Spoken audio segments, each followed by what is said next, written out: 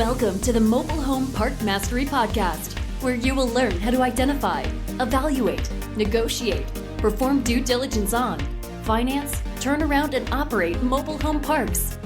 And now, here is your host, the fifth largest mobile home park owner in the United States, Frank Rolfe. Our brains are filled with dates. We remember dates such as birthdays, anniversaries. We remember that Christmas falls on the same day every year. We all also remember the different seasons. We know when Thanksgiving is approaching. And of course, we all remember those dates we had to memorize in school, such as Columbus sailed the ocean blue in 1492, and that 1776 was the year that our country declared independence. But how many mobile home park dates do you know? How many mobile home park dates are registered in your brain as being important, or at least of trivial significance? Well, I thought we'd go over a few of those dates here on the Mobile Home Park Mastery podcast series. So let's start back with 1930. 1930 is famous in mobile home park history because it's the day or the year where the first commercially built trailer called the covered wagon was brought out by a guy named Arthur Sherman. Arthur had this idea of building a assembly line styled trailer, but still of high quality. In fact, his marketing brochure calls it a modern masterpiece of fine coachwork. So that was 1930. Now we move on to 1942. Why is that date important? Well, because that's when the first double wide ever was delivered to a customer from a company called Schultz Homes. So the first single wide or trailer is 1930. The first double wide is 1942.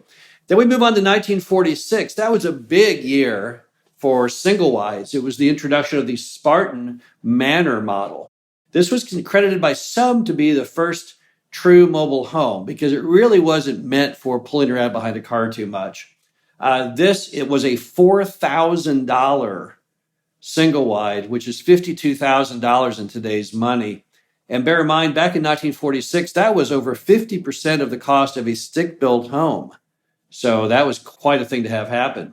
Then in 1954, you had the Long, Long Trailer in movie theaters. This is a movie starring Lucy and Ricky of the I Love Lucy show venue, in which he was a Manhattan architect living in a penthouse, which opts to lose and drop the penthouse and instead travel America in a mobile home. So it was the first time Americans saw mobile homes and mobile home parks in a very, very positive light. And then in 1956, you had not one but two big things happen. You had the first 10-foot wide mobile home introduced. So now we're talking the advent of the culture of mobile homes being pulled using a special moving permit behind an actual specialized truck to move them. So by 56, with the 10-foot wide, you could no longer pull that behind your car. And also in 1956, we had the pacemaker model introduced, which was the first ever two-story mobile home. Now, it's not truly two-story, so don't believe the marketing glitz on that. It's really a story and a half. I know you've seen this. It's a mobile home that if you look at it sideways, it goes straight across the top, has a gigantic hump on the end, typically nearest the street in the mobile home park. Now, if you look at the actual model, if you go in one, what you'll find is the upper portion is the master bedroom. But on the lower portion, there's a space, but you can't stand up in it. So it's kind of a little awkward. But people would sit down there, read magazines, and in the brochures, they would actually have cocktail parties down there. Although obviously, if you can't stand up, it's kind of hard to mingle. Then we had the 1963, and in 63, there was another momentous moment in mobile home park history. That's because Elvis lives in a mobile home park in the movie It Happened at the World's Fair. Again, a very positive reinforcement for the American public of how great mobile homes and mobile home parks are. Here's Elvis, number one guy in all entertainment, both in music and theaters, who's living in a mobile home park in a major feature-length movie.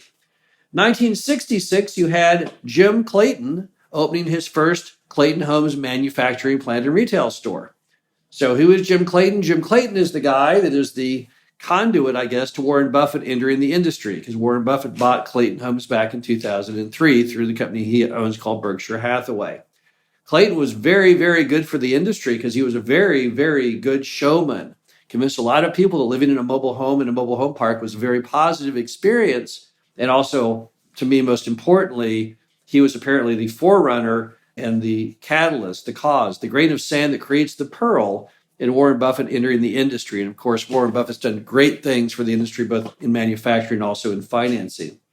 2 years later, in 1968, you have Elvis once again living in a mobile home park in the movie Speedway. It was the last time that Elvis would live in a mobile home park in a movie, but it was a very popular movie and was once again a very favorable depiction of mobile homes and mobile home park living. Then you jump to 1976, just 8 years later, and you have HUD taking over the entire mobile home construction part of the industry. What happened is that mobile homes by 1976, there were enough being sold, and they've been operating for so long under kind of very loosey circumstances where people were manufacturing these often one at a time in garages and Quonset huts. The government felt they needed to step in and make sure these were safe products. They didn't want people living in things that were unsafe, that would burn or fall down. So they decided the only option they had to gain control over this product called the mobile home and the mobile home park was to take over construction supervision. So today, all mobile homes, the engineering has to be approved by HUD, the manufacturing is approved by HUD, and every mobile home wears a proud seal. It's a little metal plate. It's probably about 2 by 4 inches in size, and it's on the back left corner of a single wide, and there's 2 on a double wide, back left corner on each section. Without that HUD seal, you can't really bring a mobile home into any mobile home park in the U.S. today, so the seal is essential. But equally important is the fact that HUD now really controls all manufacturing. HUD also jumped in more recent years, even into the installation standards required for the homes. But 76 is when HUD really became active in the industry in a big, big way. Then we jump ahead about 22 years to 1998. And why was that year significant? Well, that was the highest manufacturing unit count ever in mobile home history. 372,843 units shipped, which is a huge number. In fact, at that time, it was a huge percentage of all housing starts in the U.S. Now, here's the next interesting date. If you just go 11 years later to 2009, you have the lowest all-time shipping stat, 49,789 units shipped. Now, how in the world could you go from 1998, 372,843 down to 49,789? Well, what happened was we had a thing called the mobile home chattel collapse. Very reminiscent of the 2007 Great Recession. What had happened was you had people bringing out a new idea, a 30-year financing of mobile homes with zero down. Now, we all saw this later because in the 2.0 colorized version was, of course, the 2007 Great Recession, brought on by the same gimmick attached to single-family homes. But our industry was so clever that we did it about a decade earlier. And so we proved to everyone it doesn't work when you have 30 years zero down debt on a mobile home. But apparently no one was paying attention because they repeated the same movie not that much later. Now, where are shipments today? If they fell to 49,789 from 372,843, so they fell down not quite 90%, they've never really bounced back. They're still sitting only about twice that. They're sitting a little under 100,000 units today. And we're not really sure if they will ever go back to 372,843. But if you ask someone in the industry what was the best year as far as manufacturing, that date would be 1998. Then you come to the very interesting date of 2018. Now, what happened in 2018? Well, 2018 is the year in which they sold Elvis's own mobile home.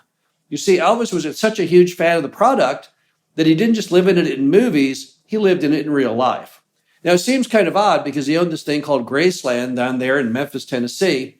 Beautiful home, still open today for tours, made of stone, 3-story dwelling, giant metal gate, beautiful driveway, but he wasn't really happy there.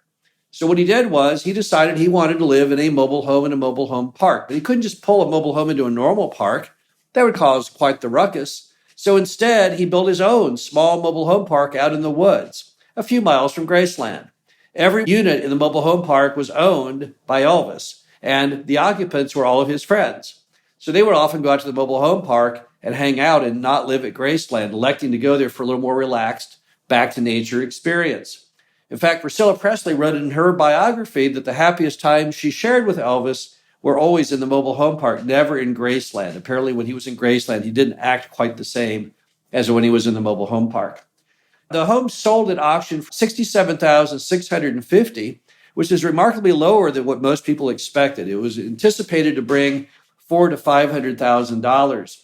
And it was shipped to an Elvis fan, an Elvis collector down in Texas. Don't know the name, don't know where it went. I felt for sure that they would buy it for the Graceland Museum and move it there. But apparently, probably being a mobile home didn't quite have the aura of what they wanted to have for most folks at the museum, so they must have passed on it. Interesting to note that Elvis's own mobile home had a gold-painted bathtub and toilet because Elvis really liked the color gold, but he apparently didn't want to pay the bill to actually have it cast or covered in 14-karat gold. So those are some of the important dates. What are some other basic dates of the industry? Well, one interesting date is the mid-90s. That's when Sam Zell of ELS fame bought into the industry, as did other players, as did Dave and I, in fact. But what do you know from all these dates? Two things. You'll see the industry is much older than most people think, dating all the way back to the 1930s, and that there's also a whole lot of activity that's gone on in recent years. Just in recent years, we've had the largest number of units shipped. We've also seen a lot of action as far as people bringing these old mobile home parks back to life. So in many ways, I'm going to go out on a limb and say I think we're entering a new era, a new golden age of the mobile home park. And it's about time. It's been about 100 years now since mobile homes began, and it's probably about time that we have a little half-century break from the monotony of people putting us down and go back to being something that people actually admire and respect. This is Frank Rolfe, the Mobile Home Park Mastery podcast series. Hope you found this interesting. Talk to you again next week. Thank you for listening to the Mobile Home Park Mastery podcast. Be sure to visit us at mhpmastery.com to subscribe to the show, read our show transcriptions, and access all of our great information on mobile home park investing.